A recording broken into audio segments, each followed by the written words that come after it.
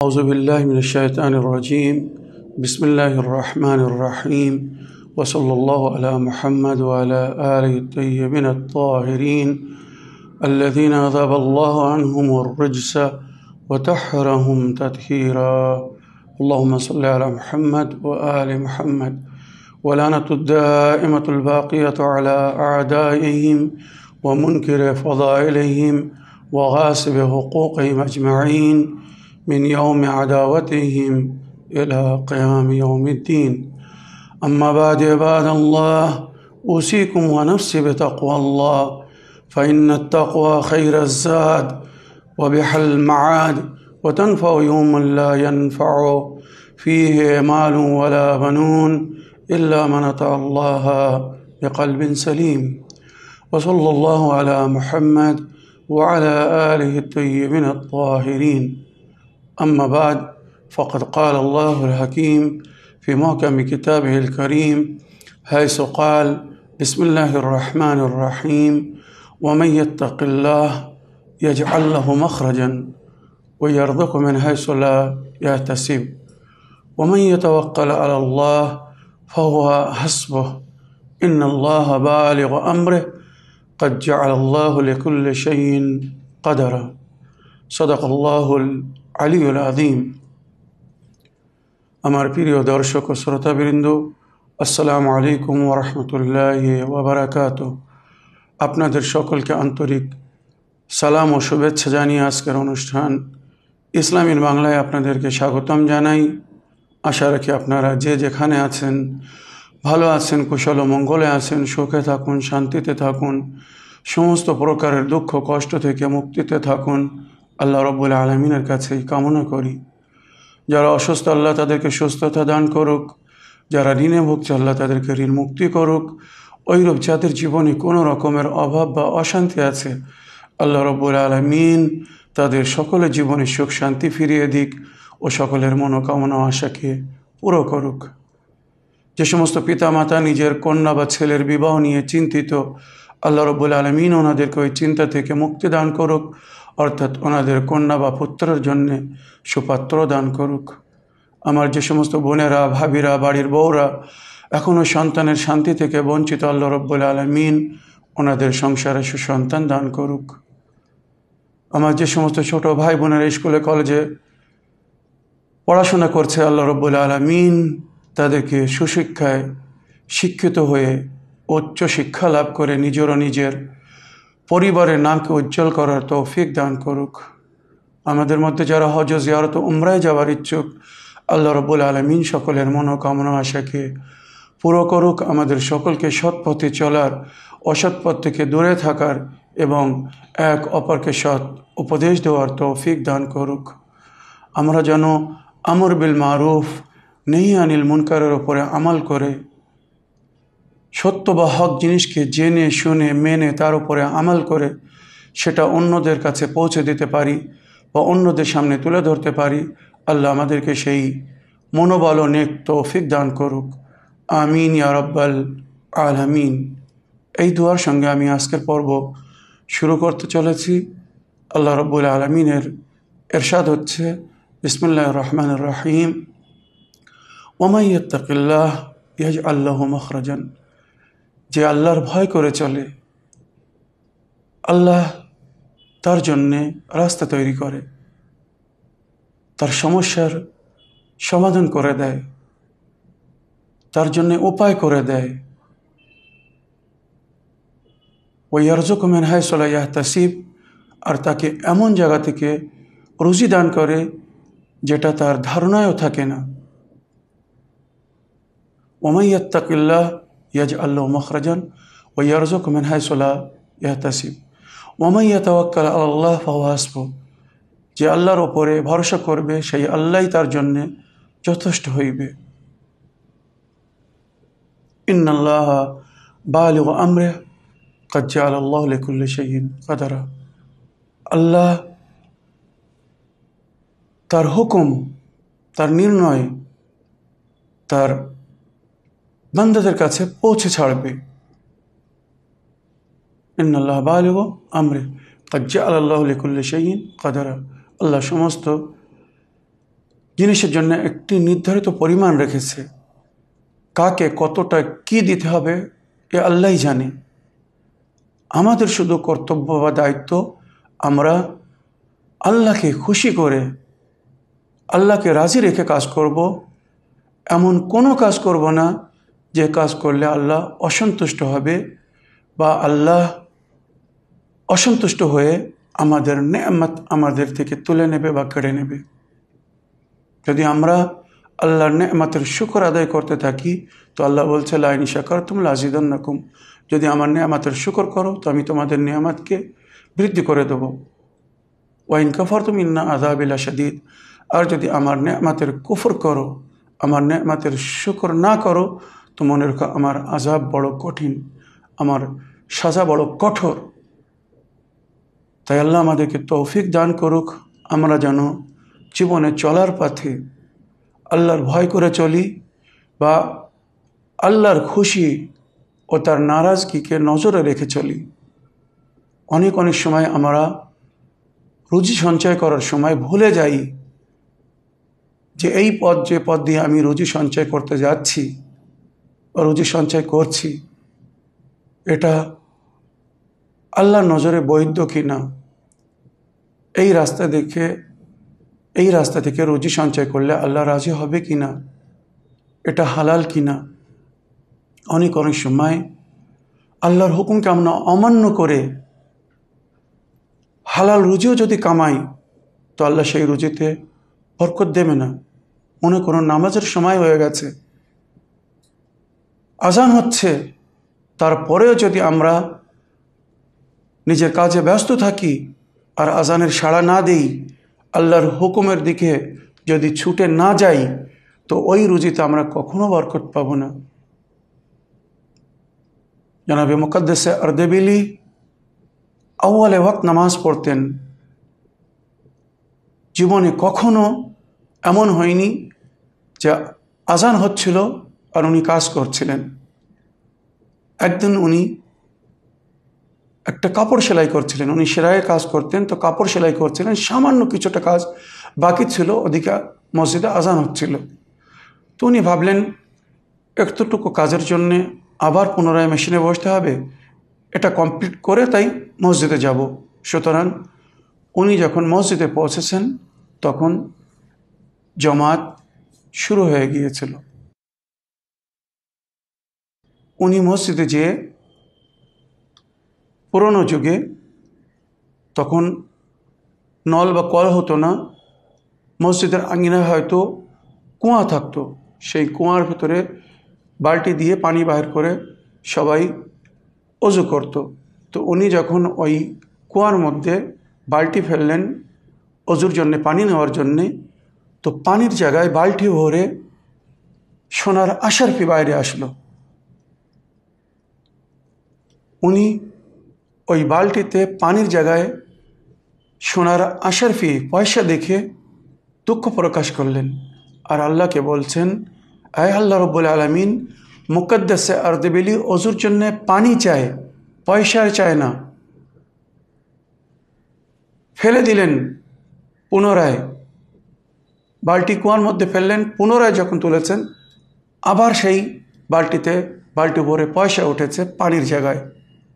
আমি আপনি হলে হয়তো বিরাট খুশি হতাম যে আল্লাহ আমার মনোকামনা আশাকে পুরো করে দিয়েছে, আমার দরিদ্রতার দিন চলে গেছে, এবার এই পয়সা নিয়ে আমি শান্তির সঙ্গে জীবনযাপন করব। কিন্তু যারা আল্লাহকে ভালোবাসে, আল্লাহর প্রেমী হয়, তারা জানে এই ধন দৌলত সামান্য কিছু দিনের, আজ আছে কালকে থাকবে না, কালকে ফুরিয়ে যাবে। কিন্তু যদি আল্লাহর মর্জি পাওয়া যায়, আল্লাহকে রাজি রাখা যায়, তো আল্লাহ সমস্ত অবস্থায় তাকে শান্তি দান করবে। আল্লাহর ধন দৌলত কখনো ফোরায় না, আর বান্দা দিলে কুলায় না, এটা আমরা সবসময় শুনে থাকি। উনি তৃতীয়বার আবার ওই পানির বালতি কুয়ার ফেলেছেন পানি তোলার জন্যে। সুতরাং বালতির সঙ্গে এবার পানি আসছে আর কুয়ার ভেতর থেকে আওয়াজ আসছে, আয় মুকদ্দাসে আরদেবিলি, যদি পয়সার দরকার না ছিল তাহলে আজান হচ্ছিল, নামাজের জন্য ডাকা হচ্ছিল, তুমি নিজের কাজ ফেলে আল্লাহর উপাসনার জন্য কেন হাজির হওনি, কেন দৌড়ে আসনি? ফাসআউ ইলা যিকরিল্লাহ, আল্লাহর জিকিরের জন্য দৌড়ে এসো। তুমি কেন নিজের কাছে ব্যস্ত ছিলে? নিশ্চয়ই তোমার পয়সার প্রয়োজন ছিল বলে। তখন মুকদ্দিস আরতাবিল কাঁদছে আর বলছে, আল্লাহ রাব্বুল আলামিন, এই ভুল আমি পুনরায় করব না, আজ আমাকে ক্ষমা করে দাও। আমি কখনো আজান শুনে আর নিজে কাজে ব্যস্ত থাকব না। আমাদের মধ্যে কতজন এমন মুমিন আছে, এমন আল্লাহর প্রেমিক আছে, আল্লাহকে এমন ভালোবাসে যে আজান হওয়ার সঙ্গে সঙ্গে নিজের কার্যকে ছেড়ে আল্লাহর দিকে ছুটে যায়। আমরা সবাই নিজের কাজে ব্যস্ত থাকি, মনে করি এই তো সবে আজান হলো, এখন তো অনেক সময় আছে, নামাজ কাজা হতে সময় আছে, সুতরাং এখন নয়, পরে পড়বো, পরে না আরেকটু পরে পড়বো, এইভাবে আমরা অবহেলা করি। আর ইমামে জাফর সাদিক আলাইহিস সালাম বলছেন, লা তানালু শাফাআতুনা মান ইস্তাখাফফা বিসসালাত, যারা নামাজকে হালকা মনে করবে, যারা পড়ে না, ইমাম তাদের কথা বলছেন না, যারা নামাজ পড়ে না তাদের যে কী হাসর হবে, তাদের কি অবস্থা হবে সে তো আল্লাহই জানে। ইমাম বলছে যারা নামাজ পড়ে কিন্তু অবহেলা করে, আউয়ালে ওয়াক্ত পড়ে না, পড়ছি একটু পরে পড়ছি, এই কাজগুলো আগে শেষ করি তারপরে পড়বো, এরা ইমাম নবীর শেফাত পাবে না। তাই আশা রাখি আমরা কোরআনের আয়াত বা আল্লাহর ওলিদের এই বাণী থেকে শিক্ষা লাভ করে আল্লাহকে সন্তুষ্ট রেখে কাজ করার চেষ্টা করব। যদি আল্লাহ রাজি হয় তো সমস্ত সমস্যার সমাধান আল্লাহ করে দেবে। আর যদি আল্লাহ রাজি না হয়, আল্লাহকে যদি নারাজ করে আমরা পরিশ্রম করি, তো সেই পরিশ্রমের কখনো ওই ফল পাবো না যে ফলের আমরা সবাই আশা করছি। আশা রেখে এই ছোটো ভূমিকাটা আপনারা সকলে মনে রাখবেন। আপনাদের অনেকের প্রশ্নের উত্তর এখনও বাকি আছে, তাই বিনা বিলম্বে এবার আমি আপনাদের প্রশ্নের উত্তর দিতে চাই। আসুন দেখি কোথা থেকে কে কী প্রশ্ন করছে। আসসালামু আলাইকুম মাওলানা সাহেব। মাওলানা সাহেব, আমার একটা প্রশ্ন হচ্ছে, আমার স্বামী অনেক রাত্রিরে বাড়ি ফেরে, ওর জন্য প্রায় 12টা 12:30 বেজে যায়। তো রাত 12টার পরে কি ঈশার নামাজ পড়া যাবে না কাজা পড়তে হবে, একটু বলবেন। আসসালামু আলাইকুম। ওয়ালাইকুম আসসালাম রহমতুল্লাহি ওয়া বারাকাতুহু। আমার প্রিয় বোন, আপনার ফোন কল বা প্রশ্নের জন্য অনেক অনেক ধন্যবাদ জানাই। আল্লাহ রাব্বুল আলামিন আপনার বা আপনার পরিবারের সমস্যার সমাধান করে দিক। আল্লাহ আপনার স্বামীর রুজিতে বরকত দিক। তবে সে যদি মজবুরিতে কখনো সফরে থাকার কারণে কি কোনো কাজে ফেসে যাওয়ার কারণে যদি বাড়ি ফিরতে লেট হয়ে যায়, তো সে তখন আফটার মিডনাইট মানে অর্ধেক রাতের পরেও এশা নামাজ ফরজ হিসাবে আদায় করতে পারে। কাজা নিয়াত করার প্রয়োজন নেই। তবে যদি সে জেনে শুনে নামাজ কাজা করে, সে জানে এশার নামাজ, মনে করুন এখন পশ্চিমবাংলায় রাত 11:20 কি 25 মিডনাইট হয়, তো 11টার পরে কি 11:30 পরে নামাজ কাজা হয়ে যায়। তার আগে যদি সে চেষ্টা করে তো নামাজ পড়তে পারে। সে যদি চেষ্টা না করে নামাজ কাজা করে তো তার জন্যে সে দায়ী হবে। আর তারপরে যখন সে নামাজ পড়বে তাকে কাজা পড়তে হবে। তবে মজবুরিতে যদি কোনো কারণে, মানে সফরে থাকার কারণে কি কোনো মুশকিলে ফেসে যাওয়ার কারণে সে যদি ওই সময়ের মধ্যে নামাজ না পড়তে পারে, তো তার জন্য অনুমতি দেওয়া হয়েছে সে আফটার মিডনাইট মানে এমনকি ভোরের আজানের আগ মুহূর্ত পর্যন্ত সে এশা নামাজ পড়তে পারে। আদার নিয়াতে কাজা নিয়াত করা লাগবে না। তবে যদি সে জেনে শুনে সময় থাকতেও যদি নামাজ টাইমে না পড়ে, তো যেমন বললাম পশ্চিমবাংলায় রাত 11:30 পরে নামাজ কাজা হয়ে যায়, তো তারপরে সে কাজা নিয়াতে নামাজ পড়বে। আশা রেখে আপনার প্রশ্নের উত্তর পেয়েছেন। পরের প্রশ্ন নিই। আসসালামু আলাইকুম মাওলানা সাহেব, আমি পাকিস্তান থেকে বলছি, কলকাতা পাকিস্তান থেকে বলছি। আমার প্রশ্ন হলো, আমি নামাজ ফজরের নামাজ যদি আমি ফজরের নামাজ যদি আমি 6টার মধ্যে পড়ি, নামাজটা কি কাজা হবে? আসসালামু আলাইকুম রহমতুল্লাহি ওয়া বারাকাতুহু। ওয়ালাইকুম আসসালাম রহমতুল্লাহি ওয়া বারাকাতুহু। আমার প্রিয় আপা, পাক সার্কিস থেকে আপনি ফোন করছেন, আপনার ফোন কলের জন্য অনেক অনেক ধন্যবাদ জানাই। আপনি জানতে চেয়েছেন যে 6টার সময় যদি আপনি সকালে নামাজ পড়েন তো আপনার নামাজ কাজা হবে কি না। এটা নির্ভর করে নামাজের সময়ের উপরে। সকালের নামাজের সময় হচ্ছে 70 থেকে 80 মিনিট। তো যে সময় আজান হয়, আউয়ালে ওয়াক্তে যে সময় আজান হয়, সেই সময় থেকে নিয়ে 70 থেকে 80 মিনিট সকালের নামাজের সময় থাকে। মনে করুন যদি সকাল 4:15 আজান হয় কি 4:20 যদি সকালের আজান হয়, তো 5:40 4:20 থেকে 4টে পর্যন্ত 5:20 পর্যন্ত 1 ঘন্টা হবে। আর 5:40 যদি আমি জুড়ি কি 5:30 যদি আমি বলি 70 মিনিট কি 80 মিনিট, তো 5:30 থেকে 5:40 নামাজ কাজা হয়ে যাবে। তারপরে যদি কেউ নামাজ পড়ে তো তাকে কাজা নামাজ পড়তে হবে, কখনো না তখন সূর্য উদয় হয়ে যায়। তো এটা সময় ঘড়ি দেখে নয়, সূর্য উদয় হওয়া নিয়ে কথা। সূর্য উদয় হওয়ার পরে যদি কেউ নামাজ পড়ে তো তাকে কাজা পড়তে হবে। সূর্য উদয় হওয়ার যদি 1 মিনিট আগেও কেউ নামাজ পড়ে তো সে আদায় নামাজ পড়বে, মানে সাধারণ যেমন নামাজের নিয়াত করে পড়তে হয় ওইভাবে পড়বে। আশা রাখি আপনার প্রশ্নের উত্তর পেয়েছেন। পরের প্রশ্ন নিই। আসসালামু আলাইকুম, হাওড়া থেকে বলছি আমি। খাদিজা বিবি।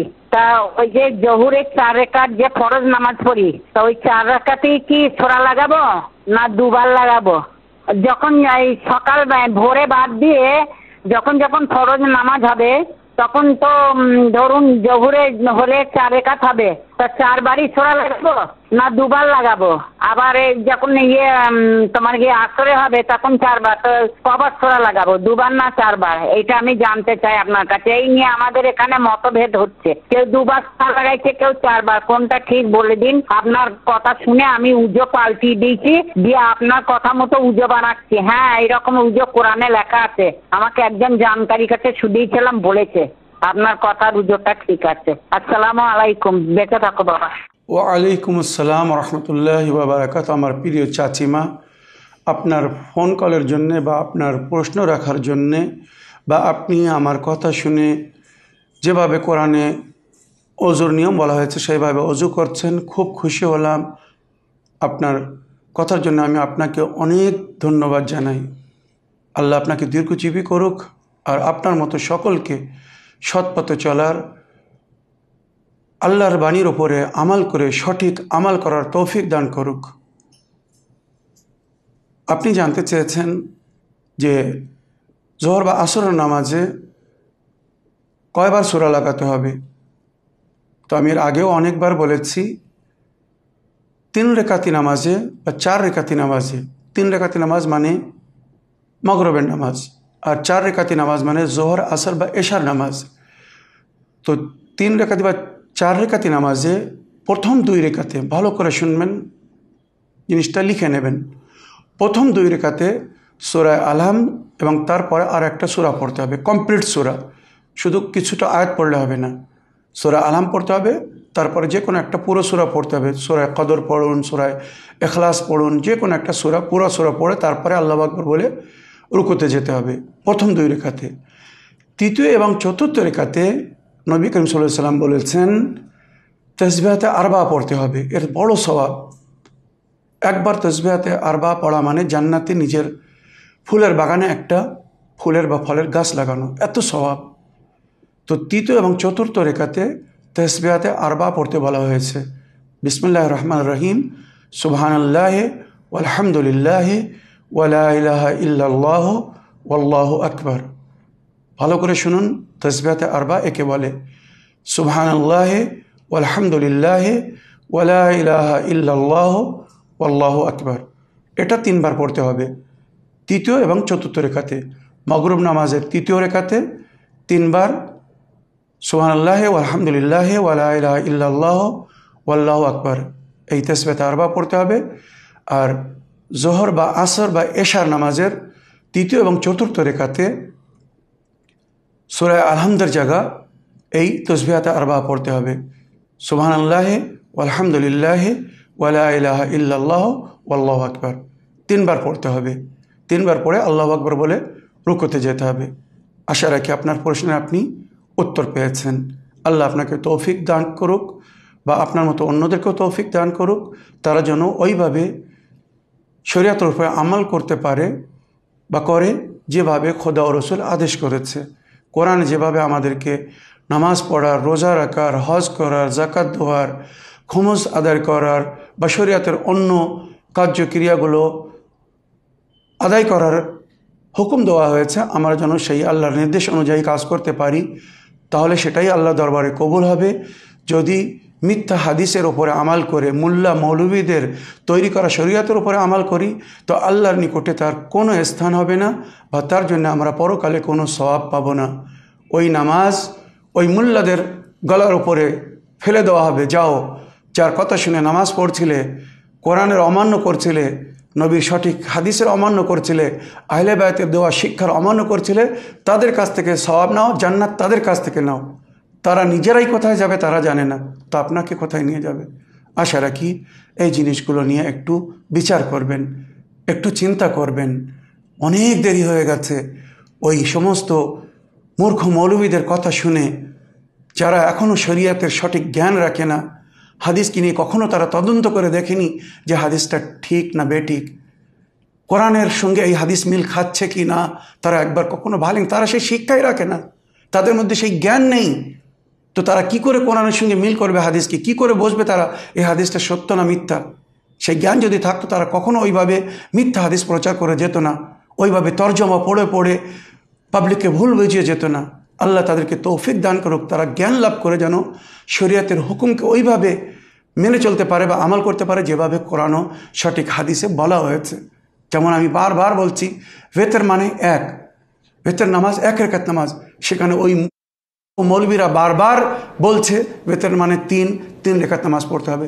তো আল্লাহ তাদের মধ্যে সেই জ্ঞান দেয়নি, সেই জন্য তারা ওই ভুলের ওপরে পড়ে আছে। আর এইটাই শয়তান চায় যে এরা এই ভুলের মধ্যে পড়ে থাকুক, এরা সারা জীবন এইভাবে পরিশ্রম করে যাক বিফল, যার কোনো ফল পাবে না। শয়তান তোদেরকে নরকে নিয়ে যেতে যাচ্ছে, আর আমি তাদেরকে জান্নাতের দিকে আমন্ত্রণ জানাচ্ছি। তারা যদি সেগুলো না শোনে তো এটা তাদের কপাল দোষ না, কর্মদোষ। কেননা তাদের কর্ম তাদেরকে নরকে নিয়ে যাবে। তারা যেন আল্লাহকে দোষী না করে বা রসুলকে দোষী না করে। নবী যে সঠিক শিক্ষা দিয়ে গেছেন, দুঃখের বিষয়ে এরা সেই সঠিক শিক্ষাগুলো নেয়নি, ওই পথ ধরেনি যে পথ ধরে থাকলে তারা সঠিক শিক্ষা পেত। নবীর পরে নবীর আহলে বায়াতকে ছেড়ে, নবীর আহলে বায়াতের দরওয়াজাকে থেকে যারা দূরে চলে গেছে, আজও তারা দূরে আছে। আর আমার মনে হয় তারা অপবিত্র হওয়ার কারণে, তারা নাজিস ও নাপাক হওয়ার কারণে আহলে বায়তের দরজা থেকে আল্লাহ তাদেরকে দূরে রেখেছে। কারণ এটা আল্লাহ কোরআনে ওয়াদা করেছে সূরা আহজাবে, বিসমিল্লাহির রহমানির রহিম, ইন্নামা ইউরিদুল্লাহু লিইয়ুযহিবা আনকুমুর রিজসা আহলাল বাইত ওয়া তাহহিরাকুম তাতহীরা। আহলে বায়তের রাসূল, আহলে বায়ত নবী, আপনাদের থেকে আল্লাহ জঘন্যতা, অপবিত্র, নেজাসাতকে ওইভাবে দূরে রাখবে যেমন দূরে রাখার হক, বা আপনাদেরকে ওইভাবে পবিত্র রাখবে যেমন পবিত্র থাকার আপনারা অধিকার রাখেন বা হক রাখেন। তো এরা নিজের কার্যের মাধ্যমে নিজেকে অপবিত্র করে ফেলেছে, নাপাক করে ফেলেছে, নাজিস খেয়েছে, হারাম খেয়ে খেয়ে এদের শরীরের তঙ্গ প্রত্যঙ্গ নাজিস হয়ে আছে। তাই এরা আহলে বায়তের নিকটে আসতে পারছে না, বা আল্লাহ এদেরকে আহলে বায়তের নিকটে আসতে দিচ্ছে না। এদের অন্তরে আহলে বায়তের কথা স্থান পাচ্ছে না, সঠিক কোরআন ও হাদিসের কথা এরা মানছে না। কেননা এদের দৃষ্টি, কর্ণ, শক্তি সব কিছু অপবিত্র বলে সেখানে পবিত্র জিনিস প্রবেশ করতে পারছে না। আশা রাখি এরপরেও যদি তারা শিক্ষা লাভ না করে তো আল্লাহ রব্বুল আলামিন যাদের হেদায়েত না করবে তাদের হেদায়েত করার শক্তি কারো নেই। আমার প্রিয় আপা, আশা রাখি আপনার প্রশ্নে আপনি উত্তর পেয়েছেন। চাচিমা, ধন্যবাদ জানাই আপনাকে। পরের প্রশ্ন নিই। আমি চৌধুরী নাসিরউদ্দিন, পশ্চিম মেদিনীপুর থেকে বলছি। আমার খুব শরীর খারাপ এবং কি দোয়া করে ফুক দেবো, আমার বন টিউমার হয়েছে বাঁ পায়ে, সেই টিউমারে যাতে আল্লাহ ভালো হয়ে যায় আপনারা দোয়া করবেন, এবং কি দোয়া করে ফুক দিলে ভালো হবে সেটা একটু বলে দেবেন মৌলানা সাহেব। ওয়ালাইকুম আসসালাম রহমতুল্লাহ বারাকাত। আমার ভাই নাসির সাহেব, আপনার ফোন কলের জন্য আপনাকে ধন্যবাদ জানাই। আর আপনি যে কষ্টে আছেন, আল্লাহর কাছে কামনা করে আল্লাহ দুঃখ কষ্ট ওই রোগ থেকে আপনাকে মুক্তি দান করুক, আপনি তাড়াতাড়ি সুস্থ হয়ে যান ইনশাআল্লাহ। পঞ্চতন পাকের সাদকায়, বিমারে কারবালা ইমামে জাইনুল আবদিন আলাইহিস সালামের সাদকায়, হাসান ও হোসেন আলাইহিস সালামের সাদকায় আল্লাহ আপনাকে শিফা দান করুক। আপনি 7 সালাম, কোরআনে 7টি সালামের জিকির হয়েছে, যেটা আমি কয়েকবার টিভির স্ক্রিনের উপরে বর্ণনা করেছি, ওই 7 সালাম পড়ে যদি পানিতে ফু দিয়ে ওই পানিটা পান করেন তো ইনশাল্লাহ খুব শীঘ্র নিজের ওই কষ্ট থেকে আপনি মুক্তি পাবেন। আর যদি ওই 7 সালাম জাফরানের পানি দিয়ে লিখে, মানে অরিজিনাল জাফরান ভিজিয়ে দিতে হবে, তারপরে কাঠের কলম দিয়ে ওই 7 সালাম চীনের মাটির প্লেটের উপরে লিখতে হবে। চীনের মাটির প্লেটের উপরে লিখে ওটাকে ধুয়ে খেতে হবে। আর খাওয়ার সময় মনে মনে আল্লাহর কাছে নিয়াত করতে হবে যে আল্লাহ তুমি এই তোমার আয়াতে, কোরআনের এই আয়াতে শান্তি দান করেছো, আল্লাহ রব্বুল আলামিন আমার এই রোগ থেকে আমাকে মুক্তি বা শান্তি দান করো। ইনশাআল্লাহ যদি 4 সপ্তাহ, খুব বেশি 4 সপ্তাহ যদি আপনি ওই 7 সালাম চীনের মাটির প্লেটের উপরে জাফরানের পানি দিয়ে লিখে পান করে খেতে পারেন বা পান করতে পারেন, ইনশাআল্লাহ আমি 100% বিশ্বাস রাখি এর আগে যারা এই আমাল করেছে আলহামদুলিল্লাহ সবাই শেফা পেয়েছে। আর সূরায়ে আল কারিয়া তুমাল কারিয়া, এই সূরাটাও যদি সম্ভব হয় তো তার সঙ্গে পড়ে পানিতে ফু দিয়ে ওই পানিটা পান করবেন, বা জাফরানের পানি দিয়ে যে আপনি চীনের মাটির প্লেটের উপরে লিখবেন ওইটা ধুয়ে পান করে খাবেন, ইনশাআল্লাহ আল্লাহ রব্বুল আলামিন আপনাকে ওই টিউমার, ওই কষ্ট থেকে মুক্তি দান করবে। মনে রাখবেন 7 সালাম যেটা কোরআনে বর্ণনা হয়েছে সূরায়ে ইয়াসিন আয়াত নম্বর 58 58, সূরায়ে সাফাত আয়াত নম্বর 79, সূরায়ে সাফাত আয়াত নম্বর 109, সূরায়ে সাফাত আয়াত নম্বর 120, সূরায়ে সাফাত আয়াত নম্বর 130, আর সূরায়ে জুমার আয়াত নম্বর 73 ও সূরায়ে কদর ইন্না আনজালনাহু ফি লাইলাতুল কদরের শেষ আয়াত সালামুন হিয়া হাত্তা মাতলাইল ফজর। 7 সালাম আমি একবার পড়ে শোনাচ্ছি। সালামুন কওলাম মির রব্বির রহিম, সূরা ইয়াসিন আয়াত নম্বর 58, সালামুন আলা নূহিন ফিল আলামিন, সূরা সাফাত আয়াত নম্বর 79, সালামুন আলা ইব্রাহিম, সূরা সাফাত আয়াত নম্বর 109, সালামুন আলা মুসা ওয়া হারুন, সূরা সাফাত আয়াত নম্বর 120, সালামুন আলা ইলিয়াসিন, সূরা সাফাত আয়াত নম্বর 130, ওয়াকাল লাহুম খাজানাতুহা সালামুন আলাইকুম তিবতুম ফাদখুলুহা খালিদিন, সূরা জুমার আয়াত নম্বর 73, আর সালামুন হিয়া হাত্তা মাতলাইল ফজর, সূরা কদরের আয়াত নম্বর 5।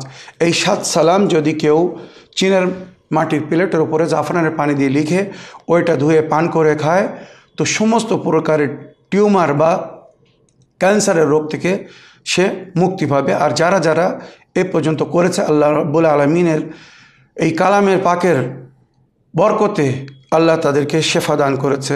আশা রাখি আমার নাসির ভাই আপনিও এটা করে আল্লাহর কাছে শেফা চান, আল্লাহর রহম যদি হয় তো আপনিও ইনশাআল্লাহ আপনার ওই দুঃখ কষ্ট বা ওই রোগ থেকে মুক্তি পাবেন। আশা রাখি আপনার প্রশ্নের আপনি উত্তর পেয়েছেন। আগের প্রশ্ন নিই। আমার স্বামীর নাম ব্যারাকপুর, আমার নাম লাইলাতুল লতিফ। আমার প্রশ্ন হচ্ছে যে ফরজ নামাজের পরেই কি শুধু ওই তসবিহ পড়তে হবে, না ফরজ সুন্নত নফল নামাজের পরে তসবিহটা পড়তে হবে? সুবহানাল্লাহি আলহামদুলিল্লাহি আল্লাহু আকবার। আসসালামু আলাইকুম। ওয়ালাইকুম আসসালাম রহমতুল্লাহি ওয়া বারাকাতুহু। আমার প্রিয় বোন, আপনার ফোন কলের জন্য আপনাকে ধন্যবাদ জানাই। আপনি জানতে চেয়েছেন যে ফরজ নামাজের পরে তসবিহ পড়তে হবে না সুন্নত নামাজের পরেও তসবিহ পড়া যাবে বা পড়তে হবে। তসবিহ ফাতেমা জাহরা আল্লাহু আকবার 34 বার, আলহামদুলিল্লাহ 33 বার, আর সুবহানাল্লাহ 33 বার, এটা পড়া প্রতি ফরজ নামাজের পরে সুন্নত, বা প্রতি সুন্নত নামাজের পরেও যদি কেউ পড়তে চায় পড়তে পারে। যদি নামাজের পরে না এমনিও যদি কেউ পড়তে চায় তাও পড়তে পারে। বিরাট স্বভাব, বহু স্বভাব বলা হয়েছে।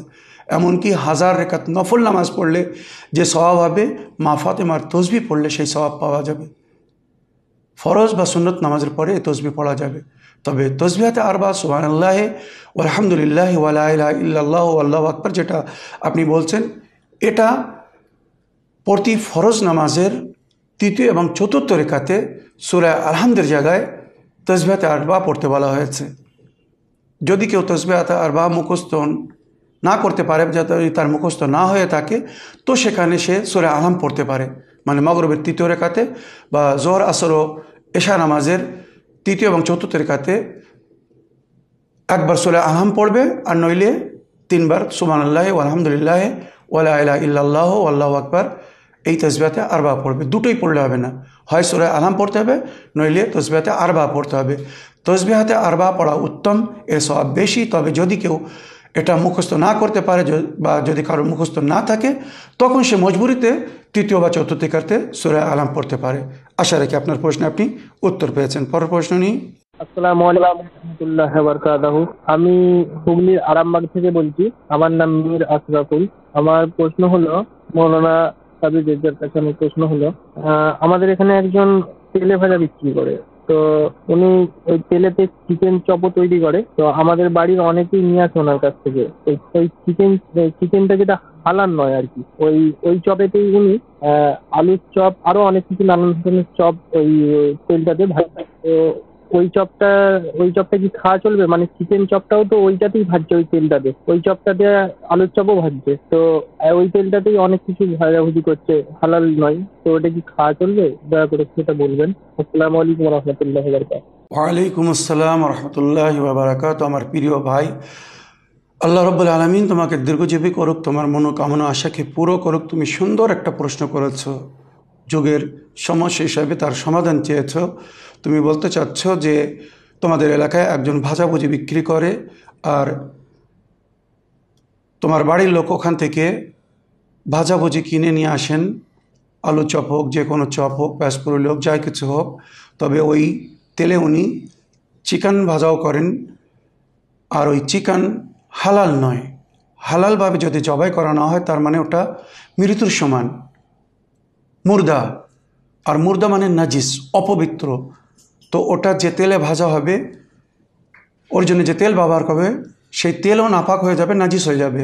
তারপরে ওই তেলে যে জিনিস টাচ করবে সব নাপাক, সব নাজিস হয়ে যাবে। সুতরাং ওখান থেকে ভাজাভুজি যদি কিনে খাওয়া হয়, সেটা নাজিস, অপবিত্র।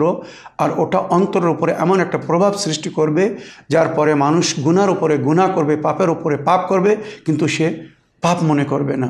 কেননা তার অন্তর আস্তে আস্তে কালো হয়ে যাবে, অন্তর আস্তে আস্তে পাপের ময়লা জমে তার পবিত্র নুরানি অন্তরকে কালো করে ফেলবে। তাই সুন্দর প্রশ্ন করার জন্য অনেক ধন্যবাদ জানাই। নাজিস বা হারাম খেলে তার অন্তর থেকে নূর তুলে নেয় আল্লাহ। সেই অন্তর থেকে যখন নূর তুলে নেয়, তখন তার অন্তর অন্ধকার হয়ে যায়। আর যখন অন্ধকার হয়ে যায়, সেই অন্ধকারে শয়তান বিরাজ করে, আর সেই তখন ভুল কাজ করে। আর সমস্ত ভুল কাজকে সে ভুল মনে করে, তখন করে না, সহজ মনে করে, আসান মনে করে, সাধারণ কাজ মনে করে, ভালো মনে করে, সমস্ত কাজ তখন সে করে। আশা রাখি তুমি ও তোমার পরিবার ওই হারাম খাওয়া থেকে বেঁচে থাকবে বা দূরে থাকবে। তোমার পরিবারকে তুমি বলে দিও দয়া করে তারা যেন ওই নাজিস বা হারাম না খায়। আশা রাখি তোমার প্রশ্নের উত্তর পেয়েছো। পরের প্রশ্ন নিই। আসসালামু আলাইকুম। মাওলানা সাহেবকে ভালো রাখুক, মাওলানা সাহেব পরিবারকে ভালো রাখুক। আমার শরীরটা প্রায় সময় অসুস্থ হয়ে যায়, তো ওষুধপত্র খাই। আবার হয়তো যদি একটু দোয়াটা শিখিয়ে দেন, এমন দোয়া কিছু বললে যাতে করে ওটা নির্মূল হয়ে যায়, তার জন্য একটু অনুগ্রহ করছিলাম মাওলানা সাহেবকে। ওয়ালাইকুম আসসালাম রহমতুল্লাহি বারাকাত। আমার প্রিয় ভাইজান, আল্লাহ রাব্বুল আলামিন আপনাকে শেফা দান করুক, আপনাকে সুস্থ রাখুক। আপনি যদি সর্বজয় সুস্থ থাকতে চান, তো সময়ে নামাজ পড়ুন, সাদকা দিন, আর প্রতিদিন সকালে উঠে আগে হালকা গরম জলে 7 বার সূরা আনআম পড়ে ওই পানিটা পান করবেন। ওই পানি কিন্তু আপনার জন্যে ওষুধের কাজ করবে। আর যদি সম্ভব হয় তো সূরায়ে শুআরা আয়াত নম্বর 80, সূরায়ে শুআরা আয়াত নম্বর 80, বিসমিল্লাহির রহমানির রহিম, ওয়াইদা মারিজতু ফাহুয়া ইয়াশফিন। যখন আমি অসুস্থ হই, তো আল্লাহ আমাকে শেফা দান করে। এই আয়াতটি 14 বার পড়ে পানিতে ফু দিয়ে ওই পানিটা পান করবেন। 7 বার সূরা আনআম আর 14 বার ওয়াইদা মারিজতু ফাহুয়া ইয়াশফিন। প্রতিদিন সকালে এটা করুন। কোনো পয়সা খরচ হবে না, কোনো ওষুধ পালার প্রয়োজন হবে না। আপনি সুস্থ থাকবেন, স্বাস্থ্য থাকবেন। আর আশা রাখি আল্লাহর রহম করমে আপনার শরীরে কোনো রোগ প্রবেশ করবে না, বা কোনো রোগ যদি থাকে তো ইনশাআল্লাহ নিরাময় হয়ে যাবে, বা আপনি ওই রোগ থেকে আরোগ্য হয়ে যাবেন, মুক্তি পাবেন, শেফা পেয়ে যাবেন। আপনার প্রশ্নের আশা রাখি আপনি উত্তর পেয়েছেন। পরের প্রশ্ন নিই। হ্যাঁ, বলছি আমার স্বামী নামাজ কালাম পড়ছে না, সবসময় গান বাজনায় ভক্ত, তার জন্য আমি তোমাদের সাহায্য চাচ্ছি। ওয়ালাইকুম আসসালাম রহমতুল্লাহি ওয়া বারাকাতুহু। আমার প্রিয় বোন, সুন্দর নারী তাকে বলা হয়েছে যে নিজের কর্মের মাধ্যমে, সুন্দর স্ত্রী তাকে বলা হয়েছে যে নিজের ব্যবহার বা কার্যের মাধ্যমে নিজের স্বামীকে আল্লাহর উপাসনায় বা আল্লাহর ইবাদতে সাহায্যকারী প্রমাণ হবে বা সাহায্য করতে থাকবে। মা ফাতেমার মতো নারীকে বা নারী সম্পর্কে নবী জিজ্ঞাসা করছেন হযরত আলী আলাইহিস সালামের কাছে বিবাহর দ্বিতীয় দিন যে আলী, তুমি আমার মেয়ে ফাতেমাকে কেমন পেয়েছ? তো মাওলা আলী আলাইহিস সালাম বললেন, আল্লাহর উপাস্যায় বা আল্লাহর ইবাদতে সুন্দর সহকারী পেয়েছি। তাই আমি আপনার কাছে অনুরোধ করব, আপনার স্বামীকে জাহান্নামের আগুন থেকে বাঁচানোর দায়িত্ব আপনার। সে যদি পথভ্রষ্ট হয়ে থাকে, সে যদি শয়তানের চক্রান্ত পড়ে আল্লাহকে ভুলিয়ে দিয়ে থাকে, তো আপনি তো একজন মুমিনা, আল্লাহ আপনাকে বহু সওয়াব দান করবে এবং আশা রাখি জান্নাতে বড় উচ্চ স্থান পাবেন যদি আপনার স্বামীকে বুঝিয়ে কোনোভাবে তাকে আল্লাহর পথে ফিরিয়ে নিয়ে আসতে পারেন বা আল্লাহর পথের প্রতীক তৈরি করতে পারেন, নামাজ রোজার পাবন্দি করাতে পারেন। তাকে বলুন, ওই যে গান শুনছ হাসরের ময়দানে শীষে গরম করে ফুটিয়ে গলিয়ে ওই কানের মধ্যে প্রবেশ করানো হবে। তড়পাবে, ছটফট করবে, চিৎকার করবে, ফরিয়াদ করবে, আল্লাহ আমাকে এই সাজা কেন দেওয়া হচ্ছে? তখন আল্লাহ তাআলা আওয়াজ আসবে, আল্লাহকে ভুলিয়ে দিয়ে তুমি যে গান শুনতে ব্যস্ত থাকতে, গান বাজনায় ব্যস্ত থাকতে, আজকে তোমার কর্ণকে আল্লাহ ওই গরম সীসা দিয়ে পোড়াবে বা পোড়াচ্ছে। এইটাই হচ্ছে তোমার সাজা। ওইরূপ আরও বহু সাজা আছে। এই বিশ্বে বহু এমন দৃশ্য দেখা গেছে। একজন মা তুরস্কে নামাজ পড়তো, আর সেই সময় তার যুবতী মেয়ে রেডিওয়ে জোরে জোরে গান শুনতো। মা মানা করতো, না সোনামণি, এ পাপ করো না, তুমি নামাজ পড়ছো না, এক পাপ করছো। তারপরে আমি নামাজ পড়ছি আর তুমি জোরে গান শুনছো, আমার ডিস্টার্ব হচ্ছে, আমি নামাজ পড়তে পারছি না শান্তিপূর্ণভাবে, তুমি গান শুনো না। মার কথা শুনতো না, আরও জোর করে গান শুনতো। মা হাত তুলে শুধু আল্লাহর কাছে ফরিয়াদ করেছে আর আল্লাহর হাওয়ালে তাকে করে দিয়েছে যে আল্লাহ, আমার মেয়েকে আমি এত বোঝাচ্ছি যে গান শুনিস না, কিন্তু সে আমার কথা শুনছে না। আল্লাহ, তুমি একে এমন শিক্ষা দাও সে যেন এই গুনাহ থেকে বিরত থাকে। আল্লাহ, আমি আমার মেয়েকে তোমার হাওয়ালে করে দিলাম, একে উপযুক্ত শিক্ষা তুমিই দিতে পারো। মার দোয়া এখনও শেষ হয়নি, সঙ্গে সঙ্গে ওই মেয়ের শরীরে জ্বলন শুরু হয়েছে, আর দেখতে দেখতে ওই মেয়ে কাঙ্গারুর মতো হয়ে গেছে। তার হাত পা কাঙ্গারুর ওই যে পশুর মতো নয়, ওই রকম হয়ে গেছে। তার শরীর কুঁকড়ে গেছে আর সে ছটফট করছে। পুরো দৃশ্য পুরো ফ্যামিলি দাঁড়িয়ে দেখছে, আর তাদের চোখের সামনে আল্লাহ এই সাজা তাকে দিয়েছে। তো এ তো সামান্য পৃথিবীতে একটা উদাহরণ। আরও বহু কঠোর সাজা দেওয়া হবে যারা গান শুনবে। তাদের লোহার শিক গরম করে তাদের কানের এক ধার দিয়ে প্রবেশ করা হবে আর অন্য আরেক ধার দিয়ে বার করা হবে, আর চোখ দিয়ে মুখ দিয়ে ধোঁয়া বাইর হবে। তারা ছটফট করবে। তাদের ওই সাজা দেখে অন্যরা জিজ্ঞাসা করবে, এ কী করতো যে একে এত কঠোর সাজা দেওয়া হচ্ছে? তখন ওই ব্যক্তিকে জিজ্ঞাসা করা হবে বা আল্লাহ বলবে, ওকে জিজ্ঞাসা করো ও কী করতো যার ফলে ওকে এই সাজা দেওয়া হচ্ছে আজ। তখন ও বলবে, আমি এই কর্ণ দিয়ে গান শুনতাম এবং গীবাত শুনতাম। গীবাত মানে অন্যের কুচ্ছমন্দ, অন্যের সম্পর্কে গালাত বয়ানি যে হতো সেটা আমি শুনতাম, আর আমি সবসময় গান শুনতাম। তো আশা রাখি যদি আপনার স্বামী এগুলো শোনার পরে তার জীবনে পরিবর্তন আসে আর সে আল্লাহর ভয় করে যদি সৎ পথে চলে তো তার জন্য মঙ্গল। আপনি তাকে বোঝানোর চেষ্টা করুন। সে যদি কথা মেনে নেয় তো আপনিও স্বভাব পাবেন, সেও রাস্তা পাবে, সেও স্বভাব পাবে। আর যদি সে আপনার কথা না মানে তো কমসে কম বলার জন্য আপনি স্বভাব পাবেন, আর ও যেন আল্লাহর নিকটে উচ্চ স্থান পাবেন। আল্লাহ তার হেদায়েত করুক, সে যেন ওই ভুল পথ ছেড়ে এখনও আল্লাহর পথে আসার চেষ্টা করে। কেননা তিনটে জিনিস মানুষের জীবন থেকে শান্তি কেড়ে নেয়, তার রুটি থেকে বরকত তুলে নেয়। এক, মিথ্যে কথা; দ্বিতীয়, আমানতে খেয়ানত করলে আল্লাহ তার রুজি থেকে বরকত তুলে নেয়; আর তৃতীয়, গান শুনলে, গান বাজনা শুনলে, মিউজিক শুনলে আল্লাহ তার রুজি থেকে বরকত তুলে নেয়। আশা রাখি প্রশ্নের উত্তর পেয়েছেন। পরের প্রশ্ন নিই। থেকে আমি সাইদুল আহমেদ বলছি। হ্যাঁ, প্রশ্নটা আমি বারবার করছি যে গোসল দেওয়ার পরে অজুর কোনো দরকার আছে নাকি? হয়তো গোসল দিলাম, গোসল দেওয়ার পরে হয়তো কাপড়টা পরিবর্তন করার পরে হয়তো আঠোর উপরে কাপড়টা উঠে গেল। ওয়ালাইকুম আসসালাম রহমতুল্লাহি ওয়া বারাকাতুহু। আমার প্রিয় চাচা জানি, এর আগেও কয়েকবার আপনার এই প্রশ্নে আমি উত্তর দিয়েছি। শুধু গা ধোয়া যথেষ্ট নয়, নামাজের আগে হয় অজু করতে হবে, আর নইলে ফরজ বা ওয়াজিব যে গোসল, সেই গোসল করলে তখন আর অজুর প্রয়োজন থাকে না। যেমন এর আগেও বলেছি, গোসলে জানাবাত, বীর্যপাত হওয়ার কারণে যে গোসল করতে হয়, বা নারী পুরুষ সহবাস করার পরে যে গোসলটা করে, যেটা ওয়াজিব, যতক্ষণ ওই গোসল না করবে সে পাক হবে না। কোনো এমন ইবাদত করতে পারবে না যেখানে অজুর শর্ত বা পবিত্রতার শর্ত আছে। তো ওয়াজিব গোসলের পরে বা সুন্নতে মুআক্কাদা যে গোসলকে বলা হয়েছে, যেমন জুম্মার গোসল বা শবে কদরের আমলের জন্য আমরা যে সমস্ত গোসল করি, বা ঈদের নামাজের জন্য যে গোসল করি, এগুলো সুন্নতে মুআক্কাদা। এই সমস্ত গোসলের পরে অজুর প্রয়োজন নেই। কিন্তু সাধারণ যে দিনে আমরা যেমন গা ধুই, স্নান করি যাকে বলে, এটা যথেষ্ট নয় নামাজের জন্য। নামাজের আগে অজু করতে হবে। কোরআনে পরিষ্কার বলেছে, বিসমিল্লাহির রহমানির রহিম, ইয়া আইয়ুহাল্লাযীনা আমানু ইযা কুমতুম ইলাস সালাতি ফাগসিলু উজুহাকুম ওয়া আইদিয়াকুম ইলাল মারাফিক ওয়ামসাহু বিরুউসিকুম ওয়া আরজুলাকুম ইলাল কাবাইন। হে বিশ্বাসীগণ, যখন তোমরা নামাজ কায়েম করবে, নামাজ পড়তে যাবে বা নামাজ পড়বে, তো তার আগে অজু করবে। কীভাবে? নিজের চেহারা মানে মুখমণ্ডলকে ধুবে, দুই হাতকে কোহনি পর্যন্ত ধুবে, তারপরে মাথার মাসা করবে, তারপরে পায়ের মাসা করবে। এইভাবে অজু করে তাকে নামাজ পড়তে বলা হয়েছে কোরআনে। আশা রেখে আপনার প্রশ্নের উত্তর পেয়েছেন। পরের প্রশ্ন নিই।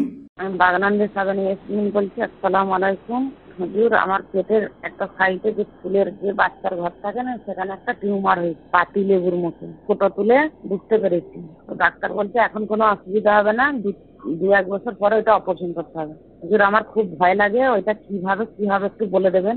আমি অপারেশন করতে চাইনি। ওটা যদি আল্লাহর কোনো কালামের দ্বারা যদি এটা ভালো হয়, দোয়া করবেন আর আমাকে বলে দেবেন এর উত্তরটা। হুজুর, আসসালামু আলাইকুম। ওয়ালাইকুম আসসালাম রহমতুল্লাহি ওয়া বারাকাতুহু। আমার প্রিয় বোন, আমি এর আগেও কারোকে টিউমারের চিকিৎসা বলেছে, আশা রেখে আপনি শুনেছেন। তবুও আরেকবার আপনার জন্য আমি স্মরণ করে দিতে চাই। কোরআনে 7টি সালামের বর্ণনা হয়েছে, 7 সালাম বলা হয়। ওই 7টি সালাম জাফরানের পানি দিয়ে চিনের প্লেটের উপরে লিখতে হবে, আর পরে ওটাকে ধুয়ে পান করতে হবে। 1 সপ্তাহ 7 দিন এটা করে দেখুন, ইনশাল্লাহ আপনার ওই রোগ থেকে, ওই টিউমার থেকে আপনি মুক্তি পেয়ে যাবেন। কিভাবে ঘুলে বা বসে যাবে আপনি ভাবতেও পারবেন না। তাছাড়া যদি সম্ভব হয় তো সূরা কারিয়া, এবং বিশেষ করে জয়নতে টিউমার বলে তাই সূরা মারিয়াম পড়বেন, আর সূরা মারিয়াম পড়ে ওই পানিতে ফু দিয়ে ওই পানিটা পান করবেন। ইনশাল্লাহ আশা রাখি 7 দিন করলে 8ম দিনে আপনি আরাম পেয়ে যাবেন। যতক্ষণ 100% নিরাময় না হয়ে যাচ্ছে, ভালো না হয়ে যাচ্ছেন, ওটা করতে থাকুন। ইনশাল্লাহ অপারেশনের প্রয়োজন হবে না। আপনার প্রশ্নের আশা রেখে আপনি উত্তর পেয়েছেন। পরের প্রশ্ন নিই। আসসালামু আলাইকুম, আমার নাম সুফিয়া খাতুন। আমি একটা মাওলানা সাহেবের কথা জিজ্ঞেস করছিলাম যে কোনো মৃত ব্যক্তির পাশে কি কোরআন তেলাওয়াত করা যাবে সেটা, আর 2 নম্বর প্রশ্ন হচ্ছে 7 দিনের বেশি কি রাখা যাবে না কোরবানির মাংস, সেটা জিজ্ঞেস করছিলাম। আসসালামু আলাইকুম। ওয়ালাইকুম আসসালাম রহমতুল্লাহি ওয়া বারাকাতুহু। আমার প্রিয় বোন, ফোন কলের জন্য বা প্রশ্ন রাখার জন্য ধন্যবাদ জানাই। আপনি জানতে চেয়েছেন মৃত ব্যক্তির পাশে বসে কোরআন পড়া যাবে কিনা। অবশ্যই কোরআন পড়া যাবে, তবে মৃতর পাশে বসে কোরআন পড়া চেয়ে তো জীবিতর পাশে বসে কোরআন পড়ে যদি তাকে বোঝানো হয়, আর সে যদি তার থেকে হেদায়েত লাভ করে কিছু নেক করে, তো তার স্বভাব আরও বেশি। যখন ওই লোকটা বেঁচে ছিল, দুঃখের বিষয় তাকে কেউ কোরআন পড়ে শোনায়নি। আজ মরে গেছে, তার মাথার কাছে বসে আমরা সূরা ইয়াসিন পড়ছি, সূরা রহমান পড়ছি, সূরা দক্ষিণ পড়ছি, সূরা মুলক পড়ছি, কত কোরআনের আয়াত পড়ে তাকে শোনানোর চেষ্টা করছি। কিন্তু দুঃখের বিষয় আমাদের সমাজ যে কোরআন জীবিতদের হেদায়েতের জন্য এসেছিল, আজ তাকে শুধু মৃতদের শেফার কারণ করে দিয়েছে। এটা বড় দুঃখ। আল্লাহ সকলকে তৌফিক দান করুক, তারা কোরআন পড়ে বুঝে তার উপরে আমাল করে সেই কোরআনের হেদায়েত বা কোরআনের জ্ঞান যেন অন্যদেরকে দিতে পারে বা কোরআনের শিক্ষা যেন অন্যদের কাছে পৌঁছে দিতে পারে। আল্লাহ আমাদের সকলকে সেই তৌফিক দান করুক। আমার প্রিয় বোন অবশ্যই মরমের সওয়াবের জন্যে তার পাশে যদি বসে কেউ কোরআন পড়তে চায় পড়তে পারে, কোনো অসুবিধা নেই। আর কোরবানির মাংস বিতরণ করে দেওয়া উচিত। তবে যদি অন্য কেউ আপনাকে কোরবানির মাংস দিয়ে থাকে আর আপনি সেটা যদি ফ্রিজে রেখে 1 সপ্তাহ 2 সপ্তাহ 1 মাস ধরে খেতে চান খেতে পারেন, কোনো অসুবিধা নেই। আজকে দিয়েছে আজকেই খেয়ে ফুরে ফেলতে হবে এটা কোনো শর্ত নেই।